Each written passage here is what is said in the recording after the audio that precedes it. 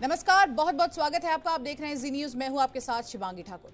Middle east में तनाव एक बार फिर से और तेज हो गया है। ईरान ने कतर में मौजूद अमेरिकी एयरबेस अल उदीद पर मिसाइलों से लगातार हमला किया। इस बेस को अमेरिका की सबसे अहम रणनीतिक लोकेशन भी माना जाता है।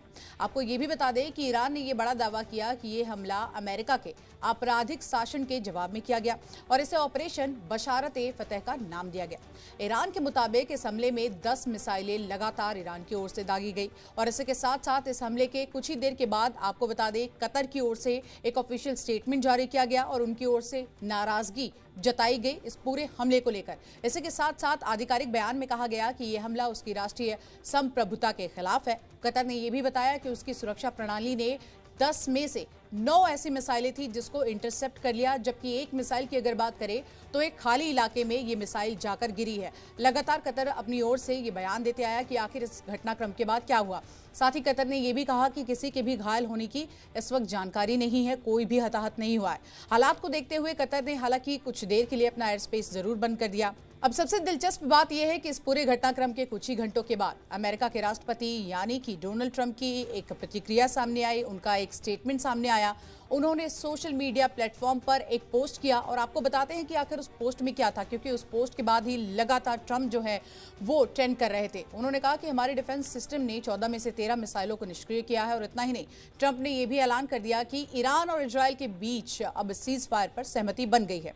लेकिन ट्रंप का यह दावा ज्यादा देर तक टिक नहीं पाया। ईरान के विदेश मंत्री अब्बास अरागची ने ट्रंप के बयान को पूरी तरह से खारिज कर दिया, सोशल मीडिया पोस्ट भी किया।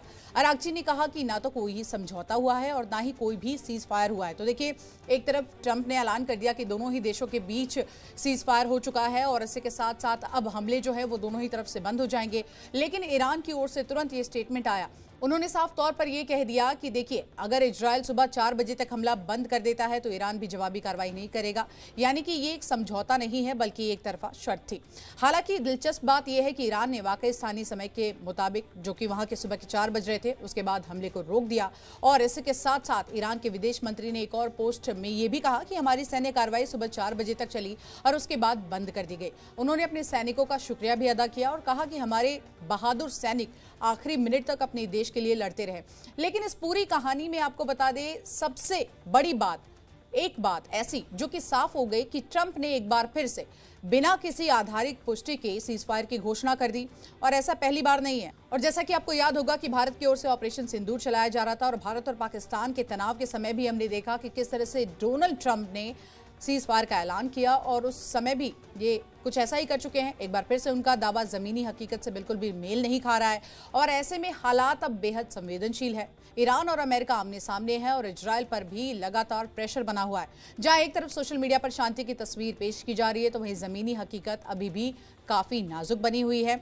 और इसी के साथ साथ इन सब में आपको बता दें, पाकिस्तान का रुख भी अब बदलते जा रहा है, क्योंकि पाकिस्तान वही मुल्क है जिसने डोनाल्ड ट्रंप का नाम नोबेल शांति पुरस्कार के लिए नॉमिनेट किया था। लेकिन पाकिस्तान भी अब यू टर्न लेता हुआ नजर आया है। तो तमाम ये अपडेट, दुनिया में, देश में क्या कुछ हो रहा है, ये घटनाक्रम हम आपको बताते रहेंगे। आप बने रहिए हमारे साथ और देखते रहिए जी न्यूज।